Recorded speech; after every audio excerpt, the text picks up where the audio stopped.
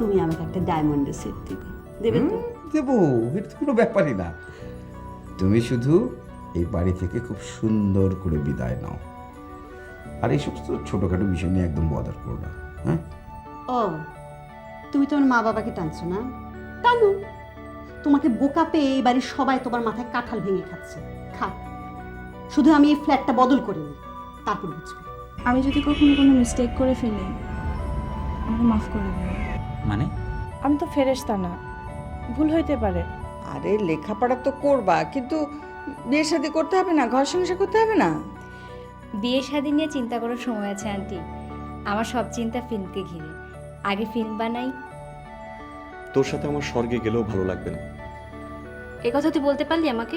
আমাকে বড় বড় কথা বেশি বানায় না, আমি বুঝিও না, কিন্তু আমি এইটা বুঝি যে কোনো ভদ্রলোক একটা মেয়ের সাথে এরকম খারাপ ব্যবহার করতে পারে না।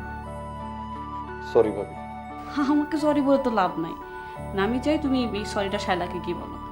এই যে সিরিয়ালের বাড়িঘরগুলো আছে না, এই যে ড্রয়িং রুমটা দেখাচ্ছে, এটা কিন্তু সেট, ছাদ নেই, 3 দিকে দেয়াল, 4 দিকে না। কিন্তু তোমারটাও কি? তুমি কি আমার চাইতে হিন্দি সিরিয়াল বেশি বুঝছো? বুসরার মেজাজটা একটু কড়া, তবে আমার মনে হয় শেষ পর্যন্ত যাবে না। আমি ফাইনকে ফোন করছিলাম। ওকে, তো কি হয়েছে? কি খারাপটা করছি আমি? পলা, রাত 2:30টার সময় একটা ছেলেকে ফোন করে তুমি বলবা যে তোমাকে আমি বিয়ে করলে হ্যাপি হইতাম, আবার বলতেছে কি খারাপ কাজটা করছি আমি? কোন কাজটা করলে তোমার কাছে খারাপ মনে হইতো? আমি বুঝতেছি না। আশুলিয়া সেদিন দেখলাম ওয়াটার স্কুটার নামিয়েছে, চল দুজনে মিলে চড়ে আসি। ফাহিম, আমি তোর তুড়ির কবুতর না। যখন তুড়ি মারলি চলে আসলাম, যখন তুড়ি মারলি আকাশে উড়ে গিয়ে ডিগবাজি খেতে শুরু করলাম।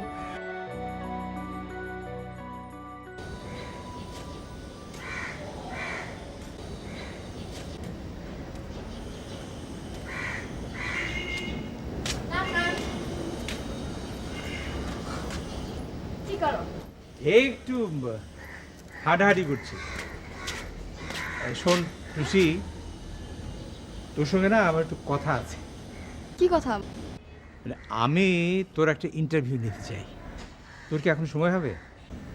ইন্টারভিউ? হ্যাঁ। জব টব দিবা নাকি? না না না, আমি তোর এক্সপিরিয়েন্সটা লিখতে চাই। এই যে তুই নেশা করা শুরু করলি, তারপর আবার কিছুদিন পর ছেড়েও দিলি, তোর এই এক্সপিরিয়েন্সটা আমি লিখতে চাই। মানে ফার্স্ট হ্যান্ড এক্সপিরিয়েন্সের অনেক মূল্য আছে, তাই না? তো তুই নিজে যদি লিখতে পারতিস তাহলে সবচেয়ে ভালো হতো। না না, লেখালেখি আমার কর্তৃক হবে না। কি করতে? মানে দাঁড়া দিয়ে কর্তৃক বিভক্তি শিখতেছি তো, নতুন নতুন একটু প্র্যাকটিস করলাম। হ্যাঁ, তোকে কি যেন বলতে চেয়েছিলাম? এক্সপিরিয়েন্স। ও হ্যাঁ হ্যাঁ, তোর এক্সপিরিয়েন্সটা আমাকে বলবি। না না, তোমাকে একটা আইডিয়া দিই। কীরকম? যে জায়গাগুলোতে ড্রাগস পাওয়া যায় সেগুলো আমি চিনি, তোমাকে নিয়ে গিয়ে একদিন চেনা দিব। তারপর তুমি একটু একটু করে নেশা করা শুরু করবা। প্রথম প্রথম ভালো লাগবে না, 2 দিন পর অভ্যস্ত হয়ে যাবা। তারপর ঘটিবাটি বেচে পুরো দামে নেশা করা শুরু করে দিবা। এরপর তোমাকে আমরা রিহাবে নিয়ে যাব, কাউন্সেলিং করিয়ে ঠিক করে নিয়ে আসবো।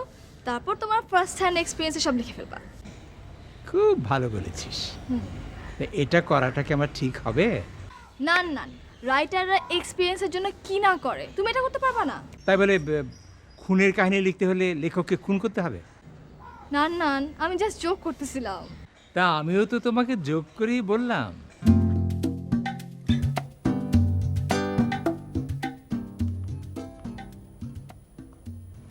বল। অনেক চিন্তা করে দেখলাম, বুঝলি, তুই হচ্ছিস আমার জন্য বেস্ট পার্সন, আমার ভালো ফ্রেন্ড, ফিলোসফার অ্যান্ড গাইড। আমি তোকে অনেক আগে থেকেই ভালোবাসি রে। ভালোই যদি না বাসতাম তবে কেন ঘুরে ফিরে তোকে ডাকি? তুই তো আগেও আমাকে ডেকেছিস, আমিও তো তোকে ডেকেছি। এইসব কথা নতুন করে বলার কি আছে আমি তো বুঝতে পারছি না। না শালা, seriously I am in love with you. দেখ, ইয়ার কি করবি না। না, ইয়ার কি করছি না। এইসব চাপাবাজি আমার সামনে করবা না। তোমার মনের মধ্যে যে পলা সেটা আমি জানি না। পলা ফারিয়ার বান্ধবী, ওর সাথে কোনো কিছু শেয়ার করা যায়? পলা কোনো ম্যাটারই না। আজকে তুমি আমার কাছে এসে বলছো পলা কোনো ম্যাটার না, আরেকদিন তুমি আরেকজনের কাছে যেয়ে বলবে শায়লা কোনো ম্যাটার না। এসব তো আমার সাথে চলবে না। ভাইরে, তুমি কি করলে বুঝবা যে আমি তোমার ব্যাপারে সিরিয়াস?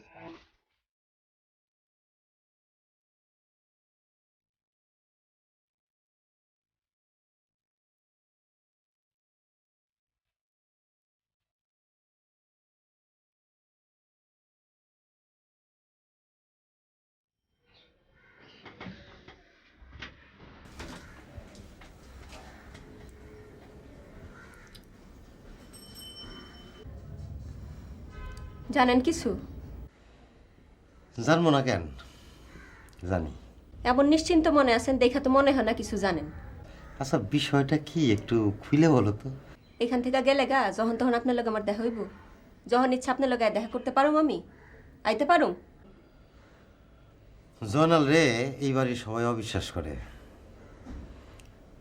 কিন্তু তোমার একটা কথা অন্তর থেকে বলি, তোমার প্রতি আমার ভালোবাসাটা একদম জেনুইন, কোনো ভেজাল নেই। আর আমারটাই বুঝি ভেজাল আছে? আমি কি তাই বলছি? আমি তো ভাবতেছি তোমার আমার সম্পর্কটা পার্মানেন্ট করতে চাই। পার্মানেন্ট মানে? পার্মানেন্টের মানে বলার সময়টা এখনো আসে নাই, তবে এইটুক জানবা, তোমার জন্য আমি মরতে প্রস্তুত। মরবেন কেন? আপনি মরলে আমার লাভটা কি? আর যাই করেন মরেন না। আরে তোমারে যারা মরম পাগল নাকি, একটা কথার কথা বললাম আর কি। ও তাই কোন? আচ্ছা আসি। শেষ কথাটা বলে গেল না, ওই আমাকে সম্পর্কটা পার্মানেন্ট হইব করবে।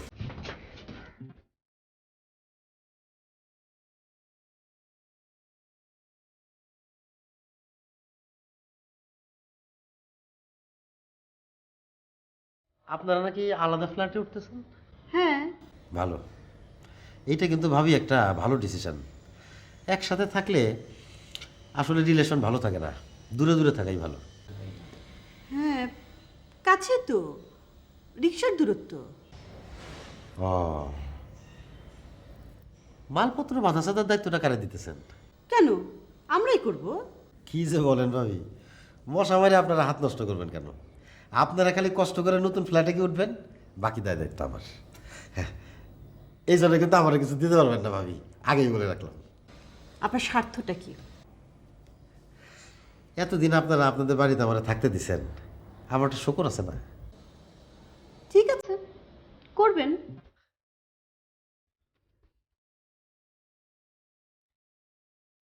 না না, চলে যাব, দেখি।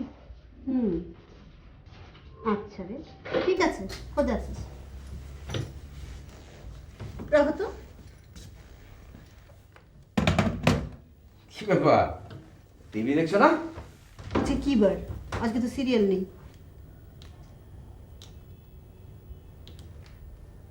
রিমোটটা কাজ করছে না নাকি? তুমি আবার ওসব খেয়ে এসছো না? কেন? তুমি রিমোটটা রেখে মোবাইল দিয়ে চ্যানেল চেঞ্জ করছো, আবার জিজ্ঞেস করছো কেন? তুমি তো শুরু করেছো না, তোমাকে আমি সাফ বলে দিচ্ছি, নতুন বাসায় যেয়ে কিন্তু এসব চলবে না। শুধু নতুন বাসা সাজালে হবে না, তোমার জীবনটাকে নতুন করে সাজাতে হবে, বুঝেছো? আচ্ছা, আমরা যে এখান থেকে চলে যাচ্ছি, বাবা মা সেটা জানে? কিভাবে জানবে? তাহলে জানাও, যাওয়ার অন্তত 2 দিন আগে তো তাদের জানা উচিত। আমি কেন জানাবো? আমি যে বলবো আর তোমরা বাবা মা বলবে ছেলের কোনো ইচ্ছে নেই, বুশরাই বাড়ি বদল করছে না? তুমি যাও, তুমি যে জানাবে, যাও, এখনই যাও, বলে আসো। আচ্ছা, তোমার জামা কাপড় বদল করতে হবে না, তুমি এই ড্রেসেই যাও, যাও বলে আসো।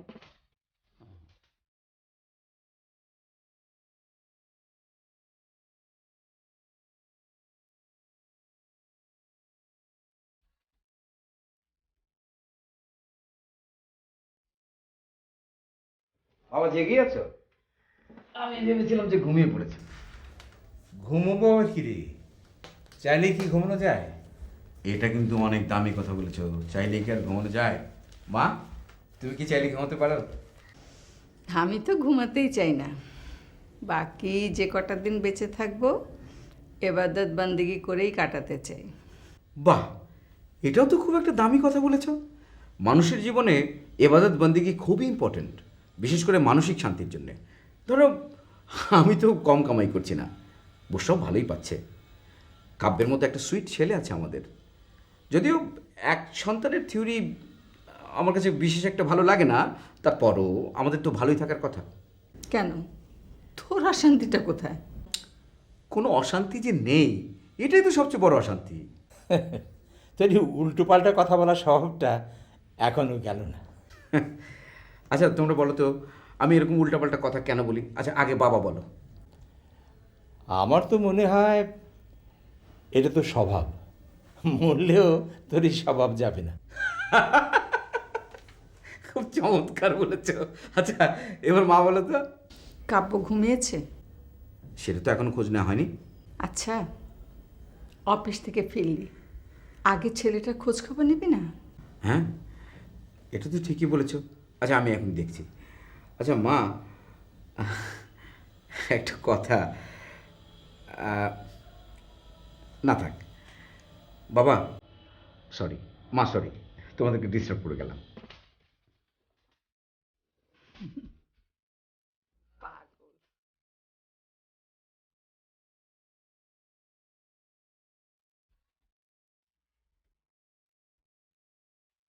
কাব্য ঘুমিয়ে পড়েছে, এটা তুমি আমাকে জানাবে না? ও তো প্রতিদিন রাতেই ঘুমায়, কখনো তো তোমাকে বলি না, আজকে বলবো কেন? এটাই তো ভুল করো, ওর সাথে যোগাযোগটা আমার দিন দিন কমে যাচ্ছে না, এটা তো ঠিক না। রাত 8টার মধ্যে বাসায় আসার চেষ্টা করো, এরকম রাত দুপুরে আসলে এরকমই হবে। তা বাবা মা কি বললেন? কোন ব্যাপারে? আরে যে ব্যাপারে বলতে গেলে বাসা বদল। ওহো, ওই কথাটাই তো আসলে বলা হয়নি। তাহলে তুমি এতক্ষণ কি করলে? কথায় কথায় কাব্যের প্রসঙ্গ উঠলো, আমিও ভাবলাম ছেলেটার কোনো খোঁজ খবর নিচ্ছি না, সুবিধা অসুবিধার কথা জানছি না, কিন্তু কাব্য তো ঘুমিয়ে পড়েছে। আরে কাব্যকে তো সকালবেলাও পাবে, তুমি এখন যাও, আবার বাবা আমাকে বলে আসো, যাও। আবার যাওয়াটা কি ঠিক হবে? ঠিক হবে মানে? আমি বলছি তুমি যাবে, যাও। আচ্ছা আচ্ছা, ঠিক আছে, যাচ্ছি, কাপড়টা বলতে চাই।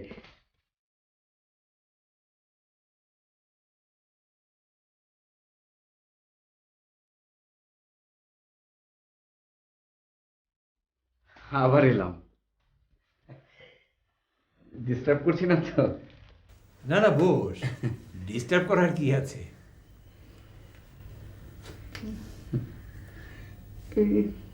তুই কি কিছু বলবি?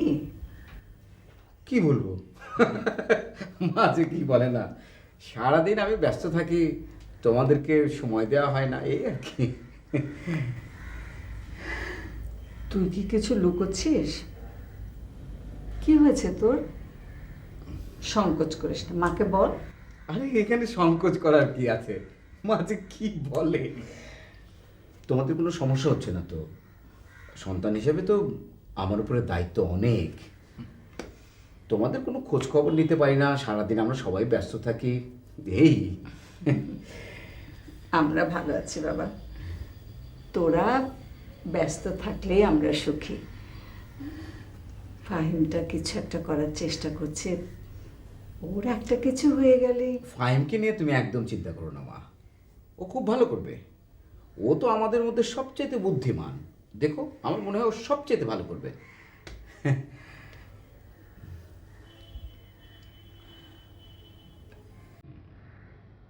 যাই বাবা, হাসি মা।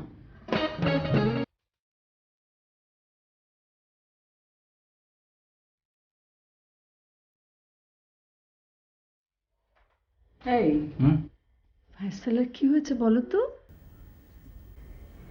ওরা কি আবার বাচ্চা কাচ্চা নিচ্ছে? নিতে পারে, কিন্তু হঠাৎ তোমার এই কথা মনে হলো কেন? দেখলা না, ওই একটু আগে যে বললো এক বাচ্চা, তারপরে কি কি আবার কি যেন একটু বলতে চায়, বলছে না, লজ্জা পাচ্ছে, থেমে যাচ্ছে। তাই তো, আমি তো এইভাবে ভাবিনি। তুমি না খুব বুদ্ধিমতী ফাইসালের মা। তোমার মতো হলে না আর সংসার চলতো না, 5 বাচ্চার মা হয়েছি, বুঝেছো? ঠিক তাই, সংসারটা অচল হয়ে যেত, থেমে যেত।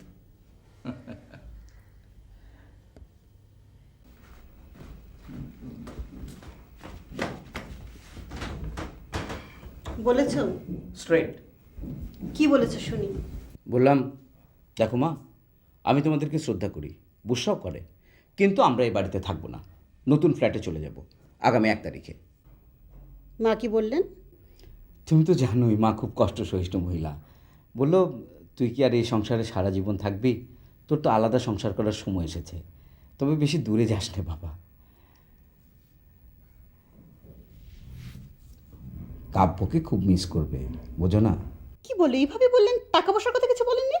টাকা পয়সার কথা তো আমিই তুললাম, বলেছে না কোনো অসুবিধা হবে না, ফাহিম বিজনেস করছে, হই চালাতে পারবে। তা বাবা কিছু বললেন না? বাবা তো পারফেক্ট জেন্টলম্যান, বললো দোয়া করি ভালো থাক। হুম, ঠিক আছে, আমি যাই, মায়ের সাথে একটু কথা বলে আসি। কেন, আমার কথা কি তোমার বিশ্বাস হচ্ছে না? না, আমি শুধু মায়ের রিয়াকশনটা দেখবো।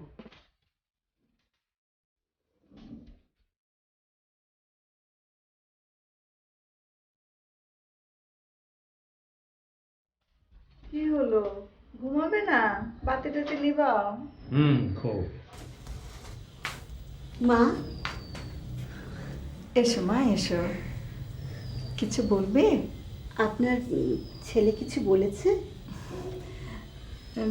না, জানোই তো ও একটু লাজুক ধরনের, মুখ দেখে বোঝা যায়, কিন্তু ভালো করে কিছু বলেনি।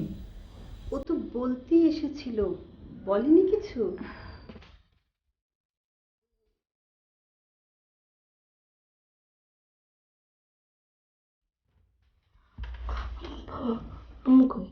আচ্ছা, অবু শোনো, তোমার নতুন ফ্ল্যাটে যাচ্ছ, যাও, আমি কিন্তু এ বাসায় থাকবো। আমাকে বলছিস কেন?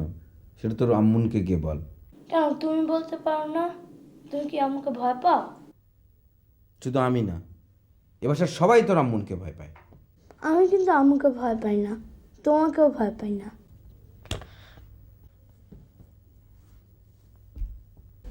তা কবে যাচ্ছ তোমরা?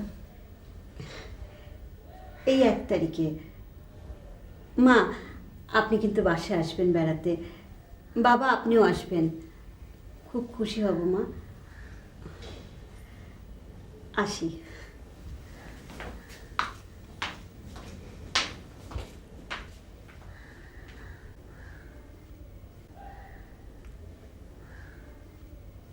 এসব কথা জানলে তোর আম্মুন তোর কান ছিঁড়ে ফেলবে। কান না, ওর মাথা সব চুল আমি ছিঁড়ে ফেলবো। যাই এখান থেকে। আপু, তুমি সারাক্ষণ ডেমোক্রেসির কথা বলো, এইটা তোমার ডেমোক্রেসি? আমি একটা কথা, আমার অপিনিয়ন জানতে পারবো না? যা তো বাবা, এখন শুয়ে পড়, যা যা। না, আমি শুবো না। ঠিক আছে, গেমস খেল, যা। এই বাড়িতে থেকে থেকে এই ছেলে এইসব কথা শিখেছে।